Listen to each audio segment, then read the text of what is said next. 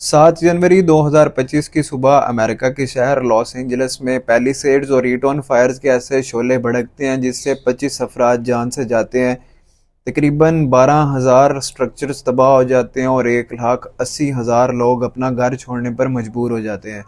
70 miles per hour की speed से फैलने वाली ये वाइल्ड फायर्स ने अब तक 40,000 एकड़ ज़मीन को जलाकर राख कर दिया और अभी तक $250 बिलियन का नुकसान कर चुकी हैं। लेकिन आज हम इस सबसे ज़्यादा डिस्टर्बिंग चीज़ पे बात करेंगे कि जब कुछ लोग इस डिज़ास्टर को डिवाइन पनिशमेंट का नाम देकर सेलिब्रेट और एंटरटेन करना शुरू कर देते हैं। मेरा इन सब लोगों से सवाल ये है कि जब कोई नेचुरल ट्रेजिडी आती है तो क्या वो पॉलिटिकल स्टांस या फेस देकर लोगों को हिट करती है, या इस सब के इर्रिस्पेक्टिव कोई भी नेचुरल मुसीबतों की लपेट में आ सकता है। अमेरिका की फॉरेन पॉलिसी हमेशा इसराइल को सपोर्ट करती आई है और इसराइल का गाज़ा में तारीख का one of the biggest genocide commit करने में अमेरिका की सबसे बड़ी इमदाद शामिल है। और हम हमेशा गाज़ा में होने वाले जेनोसाइड और सेवेजरीज के खिलाफ आवाज़ उठाते आए हैं और आइंदा भी हम पूरी दुनिया में होने वाले ह्यूमैनिटी के साथ इनजस्टिस के खिलाफ आवाज़ उठाएंगे। लेकिन क्या आप अपने इस नेचुरल केओस पे जश्न मनाने के एक्ट को इससे जस्टिफाई कर सकते हैं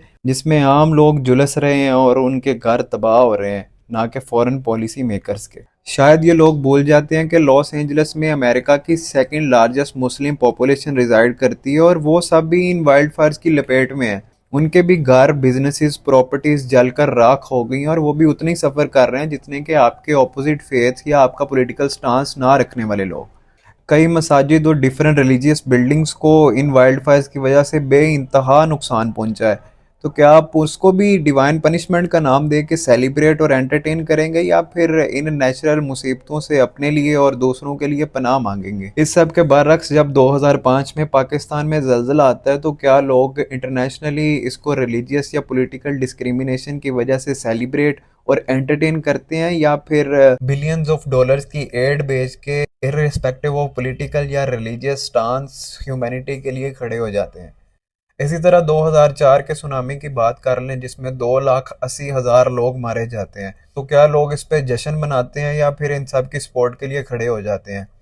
सऊदी अरेबिया की बात कर लें तो 2015 में मुसलमानों की सबसे सैक्रेड जगह खाना काबा में 2,000 से ज़्यादा लोग तड़प तड़प कर सांस घुटने की वजह से मारे जाते हैं। तो क्या ये डिवाइन पनिशमेंट है या फिर नेचुरल ट्रेजिडी जो इरिस्पेक्टिव ऑफ फेथ या पॉलिटिकल व्यूज़ किसी को भी हिट कर सकती है? तो मेरा उन सब कीबोर्ड वॉरियर्स को मैसेज है कि जो ट्रेंड्स को देखते हुए अपने एक्सट्रीमिज्म को आंखें बंद करके फनेटिकली एंटरटेन करना शुरू कर देते हैं कि अगर आप किसी की मुसीबत में उसके साथ खड़े नहीं हो सकते तो कम से कम उसकी मुसीबत पर जश्न मनाने से पहले आप अपने ह्यूमैनिटेरियन स्टांस पर गौर करें, क्योंकि मुसीबत दरवाज़ा खटखटा कर नहीं आती। इधर आप देख सकते हैं कि पाकिस्तान पारा चनार में इस वक्त कैसे इंसानियत का कत्ल किया जा रहा है, और इंसानियत ही वो एक नेकी है जो इंसानों को दूसरी क्रिएचर से डिस्क्रिमिनेट करती है। तो हमें चाहिए कि हम इंसानों का दर्द महसूस करें और तमाम इंसानों के लिए आफात से पनाह मांगें, ना कि उनके साथ होने वाली ट्रेजिडीज़ पे जश्न मनाकर उसको सेलिब्रेट करें।